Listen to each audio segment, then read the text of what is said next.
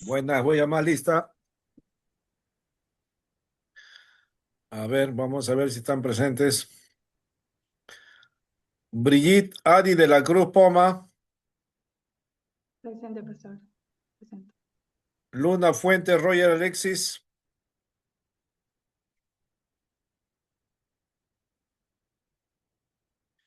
Cristian Alberto Villalta Campos, Presente, pastor, buenas noches. Astrid Abigail Vega Silva, Astrid, no está. Ah, Gabriela Zulin, tampoco está Gabriela. Marta Maldonado, Presente, pastor. Ana María Carrión, Presente, pastor. muy bien. Dana Alexandra Poma Lobatón, Presente, pastor. Daniel Antonio Romero Córdoba, Presente, pastor. listo. Rosa Medina Gutiérrez, Presente, pastor. ya, muy bien. Blanca Olga, Presente, pastor. ya, muy bien. Fiorella de la Cruz Poma, Presente, pastor. Eshelin, Presente, pastor. ya, Eshelin.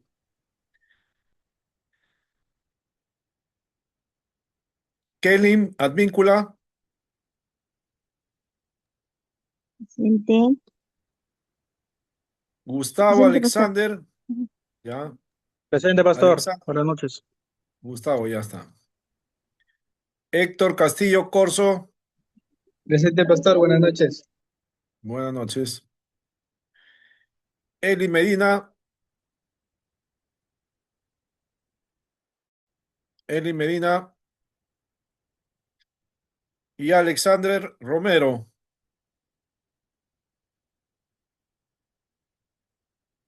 Alexander Romero, no está Alexander. Bueno, estuvieron en la primera parte, en la segunda no está. Estuvieron con nosotros, pero no eran de nosotros. Porque si hubieran sido de nosotros, hubieran permanecido con nosotros. Bueno, vamos a retomar la Pastor, secuencia. Sí, Astrid, ya llegó Astrid, a ver. disculpe. A ver, Sí, Astrid ya está. pastor, disculpe. Lo que pasa es que mi internet es un poco inestable. Ya, vamos a reprenderlo ya ahorita para que no esté molestando. Ya está, Astrid, ya te puse. Ya, pastor. Bien, hemos hecho Gracias, la pastor. primera, gracias, de nada. Hemos hecho la primera parte del curso, hemos presentado los antecedentes también y hemos desarrollado ya el tema del contexto histórico, ¿no? Cómo la nación judía, el pueblo judío vino de una tras otra conquista, ¿no? Y la esperanza de la liberación, de la opresión, del cautiverio, de la servidumbre, estaba latente en ellos siempre.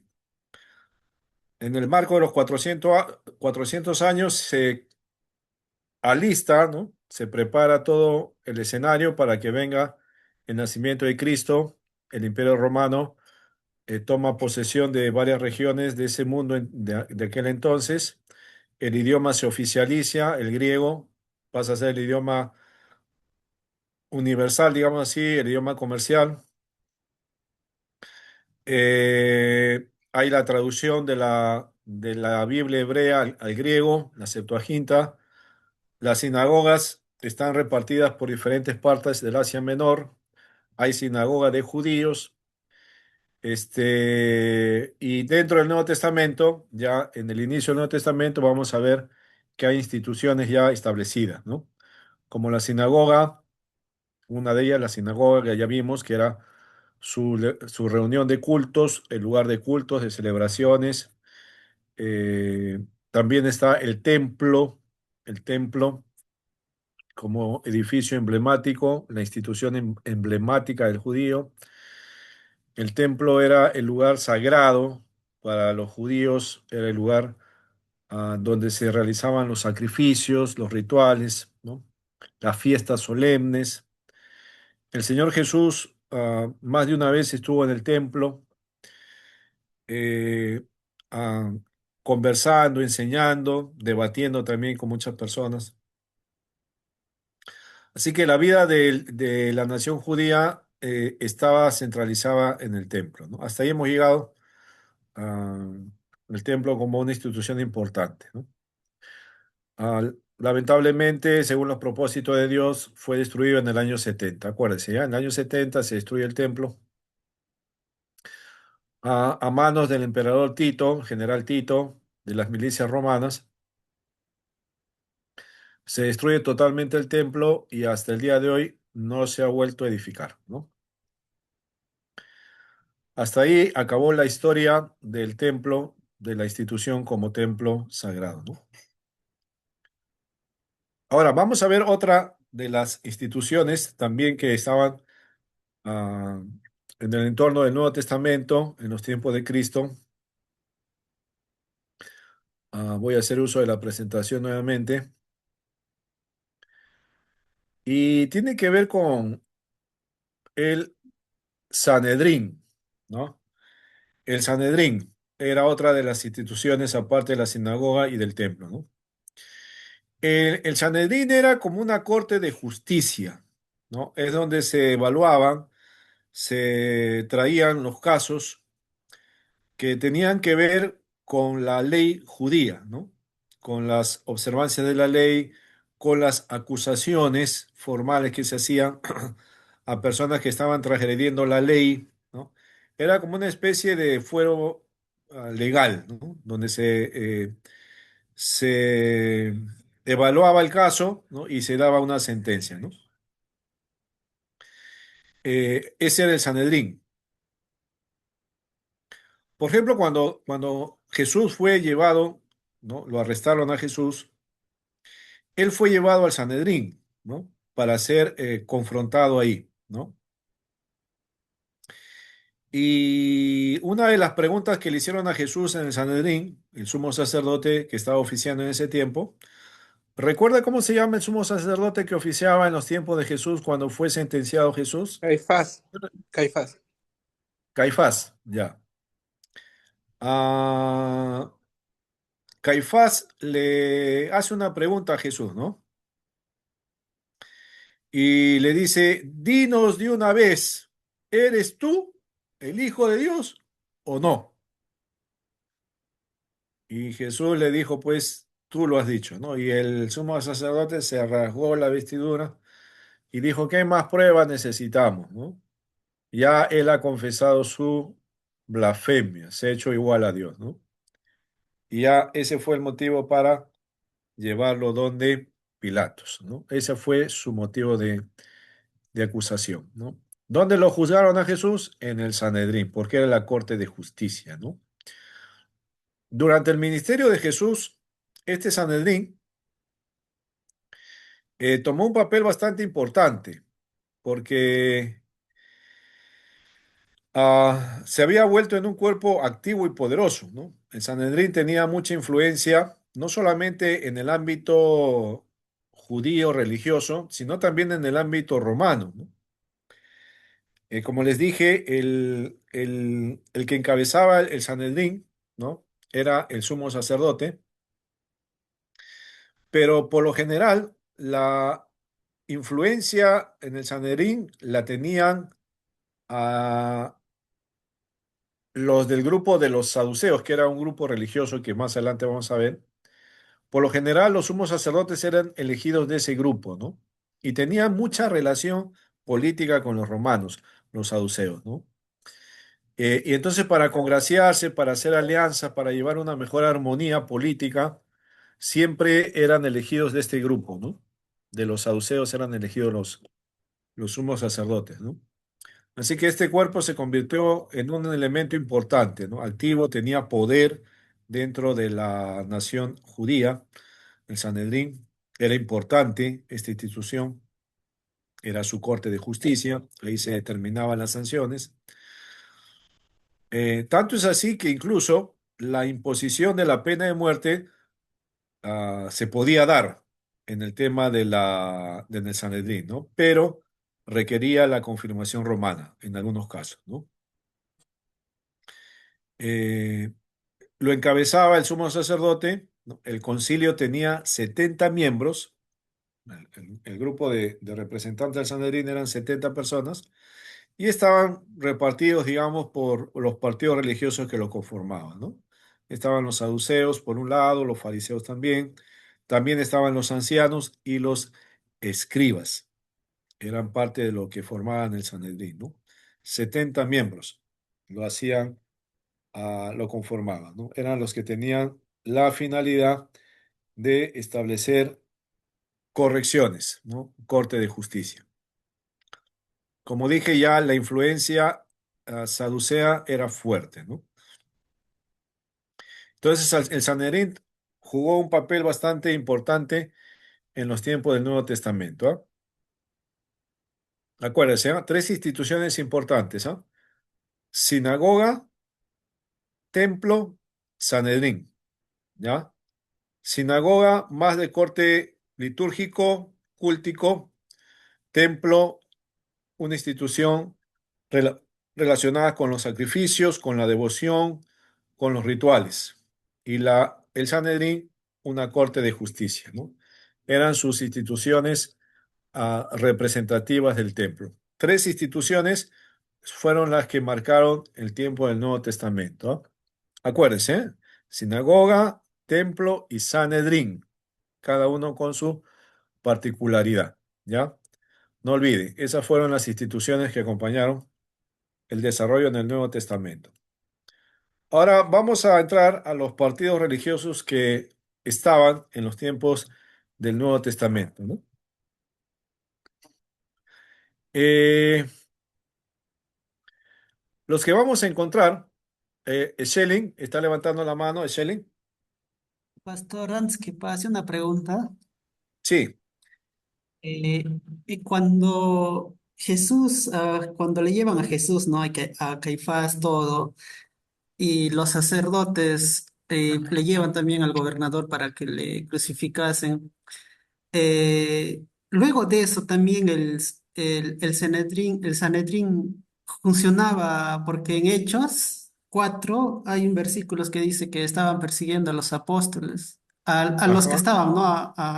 Entonces ellos no se dieron cuenta de que Jesús era el Hijo de Dios hasta más adelante. claro. Cuando ven el caso de Pedro y Juan, ¿no? Schelling está citando lo que pasa en Hechos, Sí, sí, pastor. cuando Pedro y Juan son llevados justamente a la corte, que es el Sanedrín, y les intimidan para que ya no hablen en el nombre de Jesús, ¿no? Y ellos dicen, bueno, no tenemos por qué obedecer a los hombres si no obedecemos a Dios, ¿no? Y se quedan ellos debatiendo y dicen, ¿qué haremos con estos hombres, no? Estaban debatiendo ya qué hacer con esos hombres, ¿no? Y se levanta uno llamado Gamaliel, ¿no? Que era un rabino considerado sabio, y dice, bueno, vamos a dejar, si esta obra es de Dios, no la van a poder derribar, ¿no? Pero si es de los hombres, se va a desvanecer, ¿no? Y fue el acuerdo que dejaron ahí en el Sanedrín, ¿no? Por el consejo de Gamaliel. Y ahí está el Sanedrín, como una corte de justicia para ver ese caso específico de lo que estaba ocurriendo con un tal Jesús que estaban predicando, ¿no? Ese es el caso. Sí, ese es un ejemplo del libro de los Hechos. Bien, Schelling. Así era la función, ¿no? En cambio, la participación de Jesús cuando es llevado a Pilato, primero antes de llevarlo a Pilato, lo llevan al Sanedrín, pues, ¿no? Y fíjate, mira, observa bien que había acá un manejo sucio del Sanedrín, ¿no? Como en todo lugar, pues, ¿no? Todas las cortes de justicia pues, se corrompen, ¿no? Acá también no era la excepción, pues, ¿no? Cuando Jesús lo llevan para ser juzgado en el Sanedrín, lo llevan muy temprano, porque Jesús fue arrestado casi al amanecer, ¿no? Él había pasado 3 horas orando en el Monte de los Olivos, en el huerto de Getsemaní, y luego, ya al amanecer, lo llevan a Jesús preso y lo ponen en el patio del sumo sacerdote, ¿no? Esperando que el Sanedrín abra, porque era muy temprano. Entonces, apenas abre el Sanedrín, con los pocos que estaban ahí, lo introducen a Jesús. Porque todos no estaban en contra de Jesús. Recuerdan que también había miembros del Sanedrín que estaban, ¿no? A favor de Jesús, ¿no? Estaban, creían en Jesús, como Nicodemo, José de Arimatea y otros más, ¿no? Que estaban a favor de Jesús y no estuvieron de acuerdo con todos esos eventos, ¿no? Pero ellos de madrugada lo llevan y con el grupo que estaban confabulando con Jesús, contra Jesús, ellos lo juzgan directamente y prueban y tratan de hallar cargos para sentenciarlo, ¿no? Y el último, la pregunta que le hacen pues es, dinos pues si eres hijo de Dios o no, ¿no? Y Jesús le dice, tú lo has dicho, ya con eso dice, ya suficiente, este hombre estaba blasfemando, ¿no? Se ha hecho igual a Dios. Ya no tenemos más que preguntar. Vamos, a Pilato, para que él autorice su muerte, ¿no? Porque recuerda que la pena de muerte tenía que ser autorizada por el Imperio Romano, ¿no? Entonces van para que autorice Pilato, ¿no? Y le dice, Pilato, a este hombre te venimos porque este es su cargo, se ha hecho igual a Dios, ¿no? Pilato pues dice, no me vengan con esas cosas, es de ustedes, pues juzguen ustedes según su ley, pues, ¿no? No, no me fastidien tan temprano. Tan temprano vienen con estas cosas, pero no me fastidien, pues, ¿no? Y ahí cambian el argumento, ¿no? Y dice, todo aquel que se proclama rey se hace enemigo de César, ¿no? Y este no solamente se hace como hijo de Dios, sino también se hace llamarse Señor Rey, ¿no? Y ahí cambia el asunto, pues, ¿no? La maniobra política sucia de los miembros del Sanedrín, ¿no? Y ya Pilato dice, ah, este hombre se hace rey, y ahí es donde Pilato lo entrevista, ¿te acuerdas, no? El Evangelio de Juan lo entrevista a Jesús personalmente y le dice, oye, tú eres rey, ¿no? Dinos, ¿no? Y ahí Pilato empieza a tener un poco de zozobras, ¿no? Y la mujer de Pilatos le dice a Pilatos que no tenga nada que ver con este asunto, porque ella ha tenido sueños bastante perturbadores con Jesús, pues, ¿no? No te metas, Pilato, le dice, ¿no? Con él. Pero Pilato, pues, no escuchó a su mujer, pues, ¿no? Y escuchó más bien a la voz de del Sanedrín que llevaban a pedir su sentencia de muerte, ¿no? Por eso los casados tienen que escuchar la voz de su mujer, ¿ah? Los que son casados tienen que escuchar cuando su mujer le dice, no te metas ahí, obedece, ¿ya? Si no te va a pasar como Pilatos, te va a pasar como a Pilatos, ¿ah? Oye, Eusebio de Cesarea, él registra cómo murió Pilatos, terrible, murió Pilatos, ¿ah? Dice Eusebio de Cesarea que eso fue un juicio de Dios, ¿no? En el criterio, en la forma como lo evalúa Eusebio, fue un juicio de Dios contra todos aquellos que fueron en contra del ungido de Dios, ¿no? Pilato murió loco y se suicidó, porque ya no podía con esos sueños que le perturbaban noche tras noche después de que había dado la sentencia de muerte a Jesús, ¿no? Dice que no podía con eso, no podía con eso, no podía hasta que al final pues, terminó quitando la vida, ¿no? Murió terrible Pilato. Ahí está, Eusebio lo registra, lo documenta, ¿no? En su historia eclesiástica, cómo murió Pilato, ¿no? Y Herodes, el que aparece en el libro de los Hechos, el que mandó a matar a Jacobo, también él menciona cómo murió, ¿no? Eusebio de Cesarea. Terrible, las muertes de los que se opusieron al reino de Dios, ¿no? Bueno, entonces el Sanedrín tenía esa función, ¿no? Ser una corte de justicia para los judíos, ¿no? Muy poderosa, era una institución poderosa en ese sentido, ¿no? Y debatía y tenía mucha relación con Roma, ¿no? Tenía mucha relación mucha alianza con Roma, ¿no?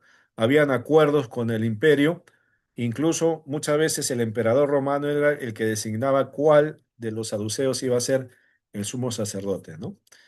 Había esa corrupción también, ¿no? Ya la línea arónica del sacerdocio ya se había perdido casi totalmente, ¿no?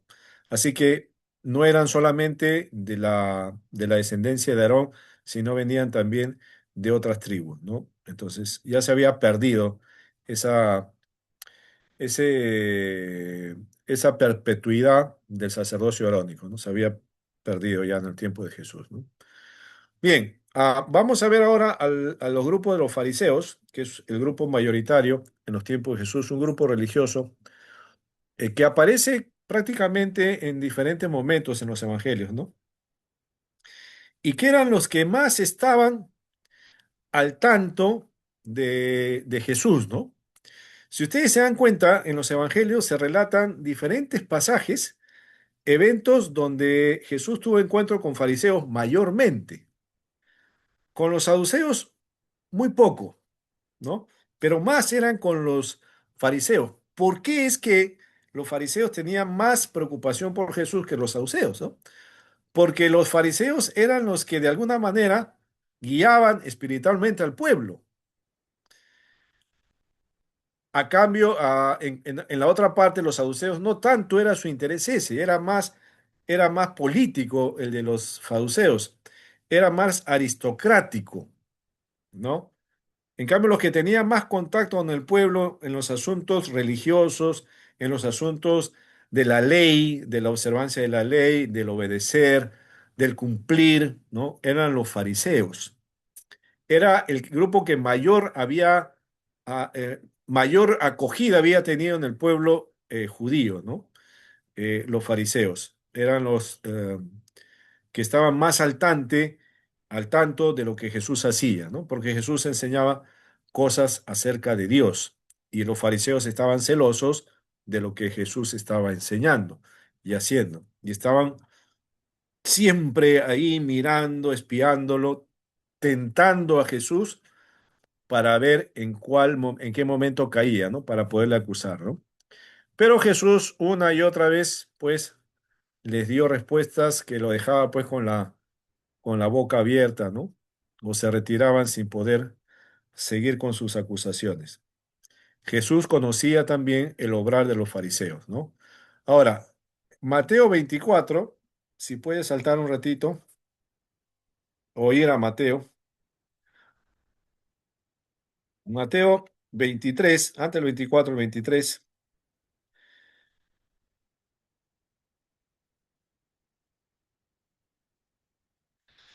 Hay todo un capítulo, ¿no? Donde el Señor denuncia el obrar de los fariseos, ¿no? Escribas y fariseos, ¿no? El Señor denuncia a estos, a, a estos fariseos, ¿no? Por ejemplo, en el verso 2 del Mateo 23, 2, ¿alguien puede leer? Yo, pastor, lo leo en la versión que lo tengo. A ver, Dice, léalo, por favor. los escribas y los fariseos se apoyan en la cátedra de Moisés. Ya. 3. Así que ustedes deben obedecer y hacer todo lo que ellos les digan, pero no sigan su ejemplo, porque dicen una cosa y hacen otra. Ajá, ahí está, ¿no? Ahora, fíjese, ellos estaban en la cátedra de Moisés, o sea, se sientan a enseñar la ley. Eso quiere decir la cátedra de Moisés, ¿no? Los fariseos eran maestros de la ley de Moisés, ¿no? Ellos la enseñaban. Y Jesús dice, ellos enseñan la ley y están enseñando sobre lo que Dios mandó. Así que todo lo que ellos les digan que hagan, háganlo, porque enseñan la ley. Pero no hagan conforme a sus obras, porque dicen y no hacen. Entonces, ¿cuál fue la mayor acusación que Jesús tenía sobre los fariseos? Es que no en su totalidad, porque habían fariseos bastante íntegros, conservadores, ¿no? Honestos, que buscaban realmente cumplir la ley como Dios la mandaba. Pero había otro grupo que en su mayoría eran hipócritas, ¿no? Que hacían de la ley un medio para sus beneficios personales, ¿no? Y el Señor denuncia eso, ¿no? Que ellos por fuera aparentaban ser algo, pero por dentro, interiormente, la verdad era otra, ¿no? Y los compara como sepulcros de color blanco, ¿no? Limpios por fuera, pero por dentro están llenos de inmundicia, ¿no? De huesos roídos, ¿no? Carcomidos, ¿no? Entonces, una de las características de no todos los fariseos, sino de muchos de ellos, era que no eran realmente íntegros, ¿no? Y Jesús los delata así, ¿no? No solamente en su aspecto religioso por fuera, sino también en sus actitudes religiosas, ¿no? Ellos cuando oraban, dice, ¿cómo oraban los fariseos? Los oraban pues para llamar la atención, ¿no? Y lo explica también en la parábola del fariseo y el publicano, ¿no? Cómo oraban los fariseos hipócritas, los que eran hipócritas, ¿no? Puestos en pie, pues, ¿no? Clamando a gran voz para que ser visto, ¿no? Cuando ofrendaban los fariseos, ¿cómo ofrendaban? Hacían bulla, pues, ¿no? Interesante cómo hacían bulla los fariseos, ¿no? En ese tiempo, en el tiempo del Señor, ¿no? Los ofrenderos, cuando iban al templo a ofrendar, ¿no? No es como lo que nosotros usamos para pasar la ofrenda en el culto, pues, ¿no? La canasta o el ofrendero que uno tiene, pues, ¿no? Sino los ofrenderos allá eran como baúles que estaban en el patio de las mujeres y eran como baúles que tenían para recepcionar las monedas como una especie de embudo, ¿no? Un embudo hacia afuera donde se echaban las monedas, ¿no? Y cuando uno echaba una moneda o dos monedas, no producía mucho ruido al momento que caían en el baúl o en la caja, ¿no? Había un tipo de resonancia que hacía un ruido. Cuando echaban pocas monedas, el ruido era imperceptible, o sea, no se notaba mucho el ruido. ¿Cuándo se notaba el ruido? Cuando echaban muchas monedas. Al momento de caer muchas monedas, provocaba como una especie de vibración en la caja, el baúl, que sonaba como una trompeta. ¡Bum! Había un ruido así, ¿no? Entonces, por eso Jesús dice que cuando uno se acerca a ofrendar, no haga sonar trompeta. No es que vas a una trompetada, sino no hagas caer las monedas así por montón para que escuchen todos que estás ofrendando, ¿no? Sino que tu mano derecha no sepa lo que hace la izquierda. O sea, sé prudente, discreto al momento de ofrendar, ¿no? Que nadie sepa ni se dé cuenta que estás ofrendando mucho o poco, ¿no? Entonces los fariseos tenían esa costumbre de ser exteriormente, presentarse como personas íntegras, espirituales, ¿no? No solamente en su vestimenta, porque tenía una vestimenta bastante impecable, sino también en sus filacterías, que eran pedazos de textos bíblicos que colgaban en sus mantos, ¿no? Para ser visto por los hombres, ¿no? Entonces, ese era el mal que acompañaba a un sector de los fariseos, ¿no? Buscaban la aprobación de los hombres antes de la aprobación de Dios, ¿no? Y el Señor los denunció públicamente en muchas ocasiones, ¿no? Entonces, ese fue uno de los grupos más representativos en los tiempos del Señor, los fariseos, ¿no? Pastor, La palabra fariseo significa... Sí, adelante, adelante. Pastor, Adelante, sí. Daniel, una consulta. Cuando se refieren las escrituras, cuando dicen que los fariseos devoraban las casas de las viudas, hacían oraciones largas, solamente se referían a quizás a consumir alimentos porque demoraban mucho, porque yo leí algo como que también le pedían, como era viuda, le quitaban su tierra, o sea, su casa, no sé, a ver, algo que usted podría, para tenerlo claro más o menos. Ya. Sí, los fariseos tenían la característica de usar la piedad, no, los malos fariseos, ¿no? La característica de usar la piedad, la devoción a Dios, con la finalidad de obtener cosas para ellos. En el caso de las viudas, entraban a la casa de las viudas y sobre pretexto de largas oraciones, en realidad no querían ir a orar por las viudas, sino coger de lo que las viudas tenían en ese momento. No podía ser alimento, cosas personales, monedas, tomarlas en respuestas a sus oraciones, ¿no? Es como lo que, digamos, hoy podría pasar, ¿no? Digamos, uno va a orar a un lugar y en recompensa de lo que uno ha ido a orar, alguien le entrega algo, ¿no? Pues, mire, lleves esta canastita de frutas, ¿no? Gracias por venir a orar, ¿no? O sea, nuestra motivación no es ir por la fruta, pues, ¿no? O sea, yo voy a orar a una casa de una viuda en necesidad porque quiero acompañarla en su dolor, en su enfermedad y orar con ella, ¿no? Pero el fariseo iba con la intención no de eso, sino iba, los malos fariseos, ¿no? Iban con la intensidad, con la intención de tomar algo para sí, ¿no? Y eso Jesús le dice, ustedes entran a la casa de vida para devorar lo que tienen, ¿no? Para llevarse lo que tienen. Y eso hacían, ¿no? Hacían, porque las viudas, mira, tomando lo que pregunta Daniel, las viudas en el tiempo del Nuevo Testamento eran mujeres en condiciones muy lamentables. Mira o sea, la maldad de estos fariseos hipócritas, ¿no? O sea, la condición de una viuda no era una viuda, pues, con posibilidades, comodidades. Eran situaciones de bastante necesidad. Las viudas quedaban desprotegidas en Israel cuando el marido moría, y más aún si no tenía hijos, ¿no? Quedaban totalmente desamparadas, ¿no? Perdían su identidad también como ciudadanas, porque la identidad a la mujer la daba el varón, ¿no? Si una mujer quedaba sin marido y sin hijos, prácticamente estaba como NN en la sociedad, pues, ¿no? No se le consideraba. Eh, entonces las viudas quedaban en una situación de desamparo. Por eso que en los evangelios, si usted ve los ejemplos del Señor sobre viudas, va a ver que las condiciones de las viudas no eran nada agradables. La ofrenda de la viuda, que mencioné hace un momento del Evangelio de Lucas, ¿no? Cuando el Señor ve que esta viuda da más que todos. Lucas dice que esta mujer que dio era una mujer muy pobre. Ni siquiera era pobre, era muy pobre, o sea, extrema pobreza.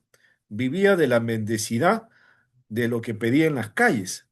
Y lo que da ese día, la moneda que da la mujer, le alcanzaba para el sustento de ese día, para su menú de ese día. O sea, era una mujer que vivía el día a día, ¿no? Y las condiciones de la vida es así, ¿no? Por eso es cuando el Señor está en la cruz y lo ve al apóstol Juan, le dice, hijo, he ahí a tu madre, madre, he ahí a tu hijo, ¿no? No es que el Señor le estaba diciendo ahora María es madre de todos, pues, ¿no? No es así, sino le está diciendo, Juan, te encargo mi madre, ¿no? Porque yo voy a morir. Y recuerde que los hermanos de Jesús no creían en él. Al comienzo no creían en él, ¿no? Así que única que le seguía era su madre. Su padre José, adoptivo, ya había muerto. María, como mamá, le seguía, pero al morir Jesús, moría su único hijo, que estaba con ella. Y Jesús le encarga a Juan, Juan, te encargo a mi madre. Y madre, ahí tienes a tu hijo. Y desde aquel entonces dice que el apóstol la recibió en casa. Entonces, esa era la condición. No podía dejar a una mujer sin ningún respaldo varonil atrás, ¿no? Por eso también cuando Jesús resucita al hijo de la viuda de Naín, el Señor tiene compasión de esa mujer, porque aparte que había muerto su único hijo, era la condición en la cual se quedaba ella como mujer viuda, sin esposo y sin hijo. Esta mujer ya estaba condenada a una miseria social ahí en Jerusalén, ¿no? En Israel. Por eso el Señor se conmueve, ¿no? Y lo resucita a su hijo, le dice, ahí tienes a tu hijo, ya no yo, ahí tienes tu identidad, ahí tienes tu respaldo, no estás desamparada, ¿no? Entonces, todo eso se entiende mejor a la luz de lo que ocurre en el contexto social, ¿no? Del Nuevo Testamento. Entonces, los fariseos tenían esas costumbres un poco ah, erradas, ¿no? No eran justos con sus prácticas religiosas, ¿no? Incluso sobre el corbán, ¿no? Los fariseos, hablando del corbán, ¿no? Eran tan ambiciosos por las cosas materiales, muchos de ellos, que no dejaban que las personas hagan algo más de lo que habían separado para sus actos religiosos, ¿no? Y, y- y así, ¿no? O sea, si habían separado, mira, fíjate, mira cómo es, ¿no? Observa, mira, hermana Ana, mira, me está mirando atentamente, hermana Ana, mira, escucha, fíjate, eh, si alguien separaba algo para Dios, decía, esta ofrenda es para Dios, esto es corbán, o sea, esto es separado para Dios. Si mi padre y mi madre necesitan algo de mí, no lo puedo dar. ¿Por qué? Porque esto es separado para Dios. Pero no era la intención esa del fariseo, sino era que no le quiten lo que le van a dar para que se lo den a su familia.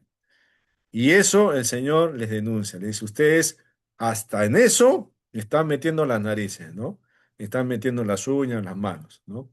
Eso es lo que nos había. En realidad, el partido de los fariseos se había corrompido también en varios aspectos, ¿no?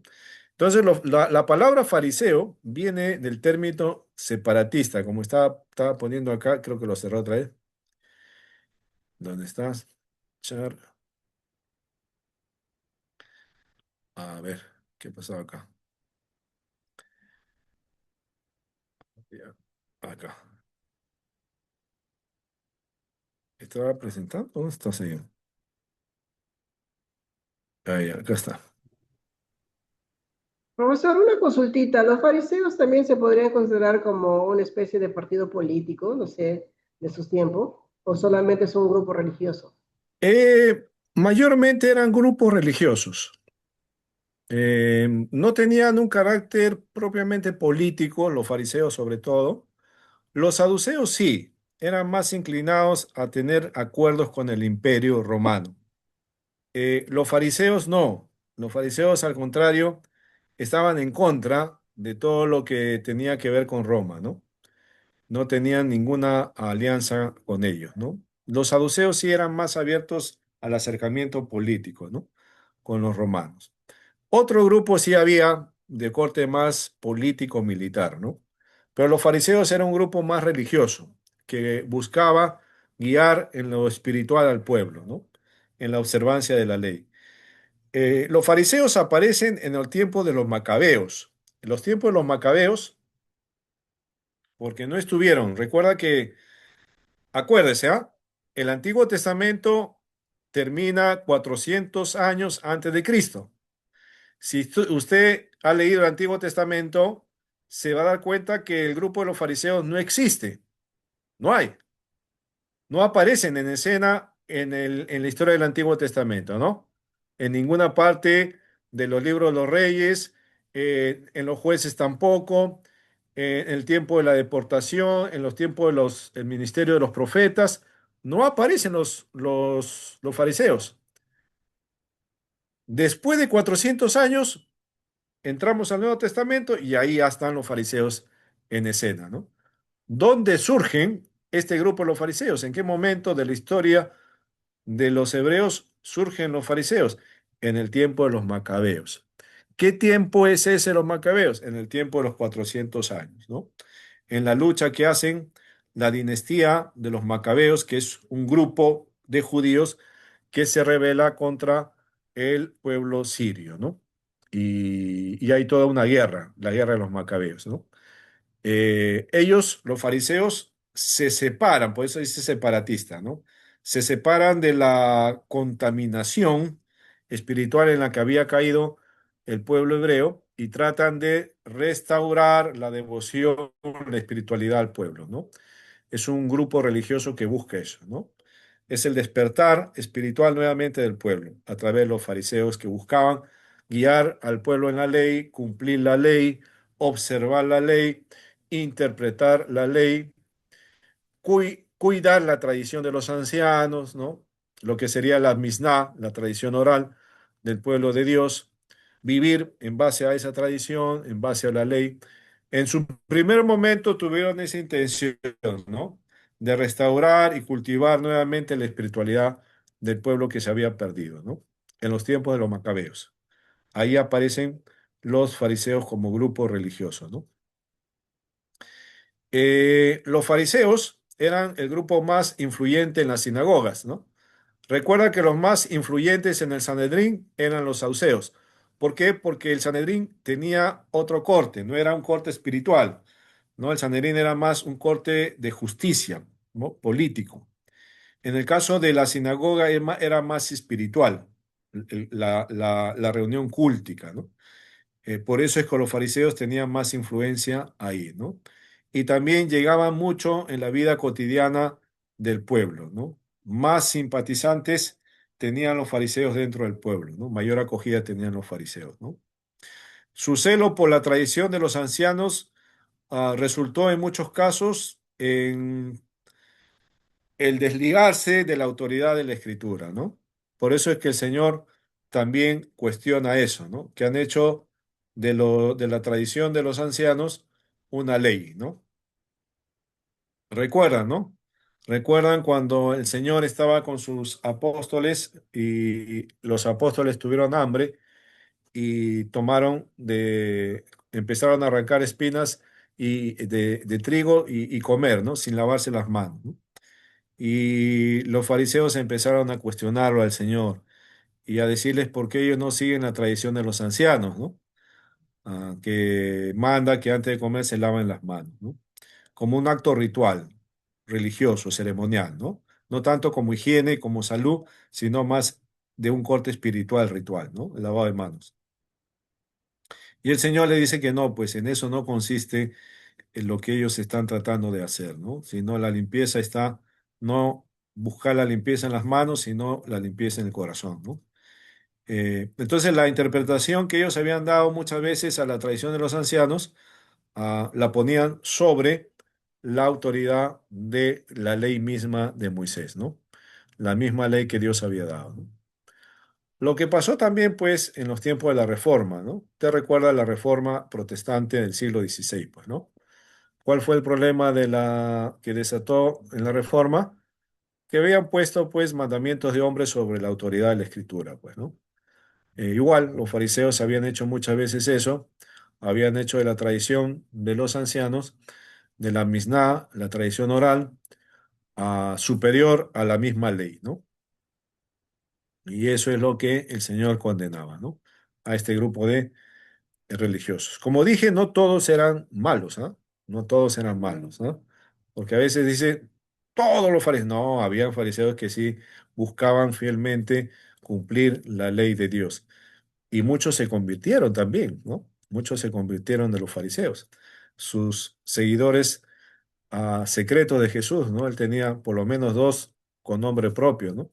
Nicodemo, el que fue de noche, y José de Arimatea, que va a pedir el cuerpo y que no estuvo de acuerdo con los actos que hicieron con el Señor. Eran seguidores de Cristo, ¿no? Pero escondidos por temor a ellos, ¿no? A su grupo. Tenían fuerza, pues tenían este poder también los fariseos espiritualmente, ¿no? Por eso es que algunos no se manifestaban públicamente como seguidores de Cristo, sino lo hacían de una manera así escondida, ¿no? Un discípulo NN, pero sigo al Señor, ¿no? Eh, y no debe haber eso, pues, ¿no? Un cristiano se manifiesta públicamente como seguidor de Cristo, ¿no? Ah, bien, avanzamos con un grupito más, creo que con el que sigue acabamos, ¿ya? Ahí estaban los fariseos y ahora aparecen los fariseos eran bastante observadores de la ley, ¿ya? Ellos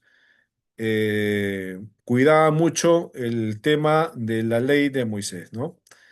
El cumplimiento de la ley, ¿no? En algunos casos se habían salido por la tradición, ¿no? Pero en general buscaban cumplir la ley. El otro grupo eran los saduceos. Ellos tenían bastante influencia en el templo, ¿no? En el tema del Sanedrín, en la parte de lo que era a la Corte de Justicia en elegir al sumo sacerdote, ¿no?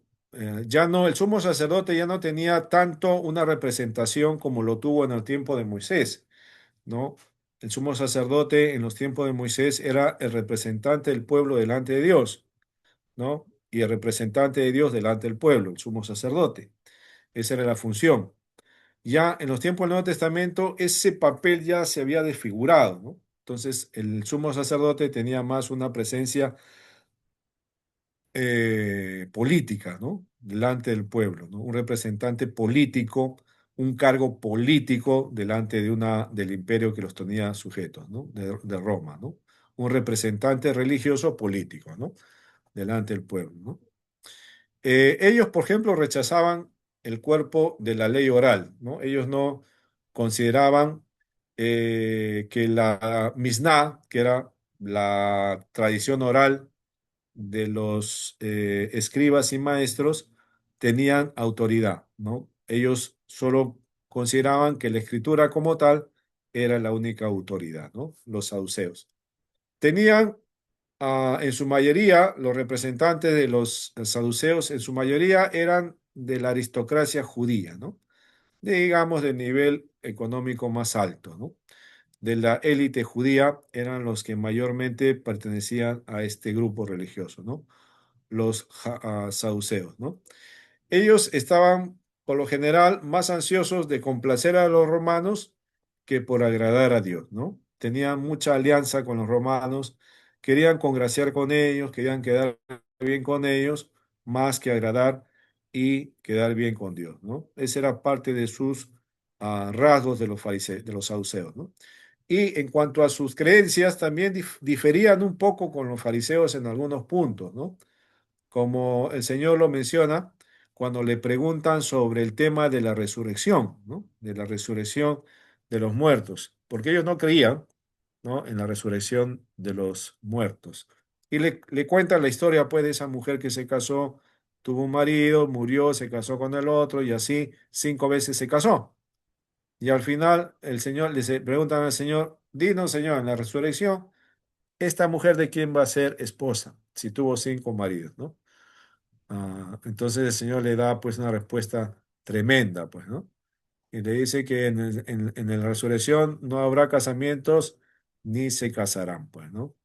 Sino que seremos como los ángeles, ¿no?